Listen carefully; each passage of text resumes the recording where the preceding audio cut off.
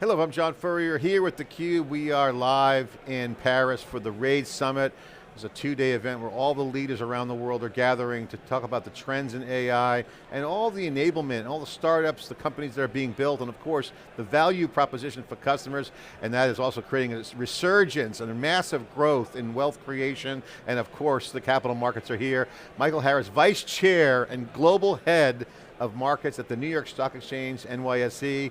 Of course, the location of the new CUBE studio on the East Coast connecting Silicon Valley and technology. Michael, great to have you on the CUBE here, NYSE Wired, full team coverage with SiliconANGLE and the CUBE.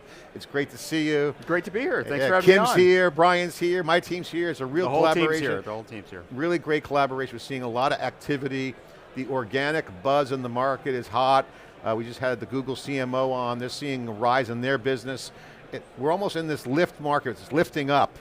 A lot of rising tide, as I say, floating all the boats.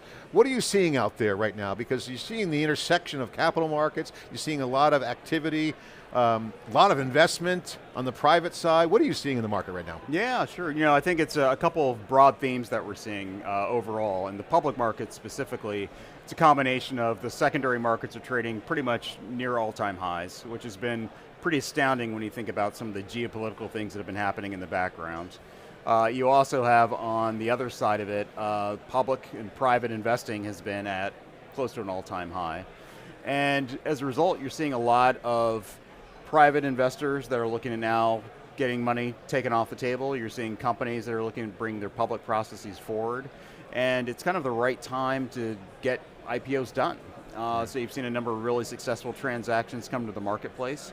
But more importantly has been, once these deals come to the market, the performance in the aftermarket has been really, really impressive. And whether it's the IPO market, the follow-on market, the convertible market, all elements of equity capital raising have worked out really well for investors. Yeah, we're at the midpoint of the year right now, and I have to say it's been kind of an interesting first half. But you look at what's happening now, the market's doing great, all-time highs. You're seeing obviously this wave of innovation hitting every sector. I mean, AI is not just like a tech thing anymore, it's like every sector. Yeah. What is the investor sentiment? Because you're starting to see a lot of activity and confidence brewing. What are some of the market moves you're seeing? What's the sentiment of the investor climate?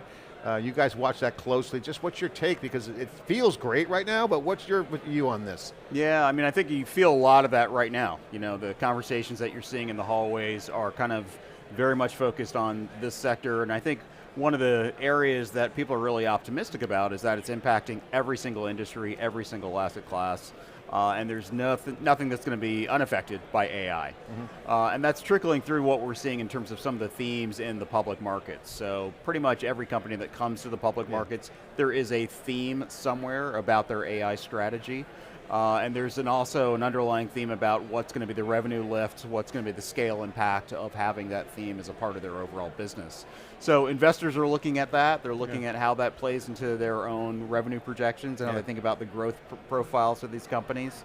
And as a result, you're seeing a lot of very, very optimistic viewpoints as you kind of look at the public markets. Yeah, we were talking yesterday, we had a chat, we were visiting some cool companies here. You're on a panel, you're moderating. The durability question comes up, and I think investors are trying, I mean, they love AI, who doesn't love AI, but the durability piece is a big part of it. I mean, that's something that you guys take great care of at the NYSE to make sure that those kinds of investments go public, and you're starting to see the business models change with AI. I mean, I don't really want to get into the whole job loss thing, because I poo-pooed that many times, and in fact debunked it because more jobs are created. But tech is now integrated in all aspects of every company. There used to be a joke of, everyone's a tech company, everyone's a data company, right? So you're starting to see this kind of normality around technology being embedded in the fabric of all companies. So are you seeing a resurgence of that tech wave? I mean, we already see tech stocks doing great on the market. But the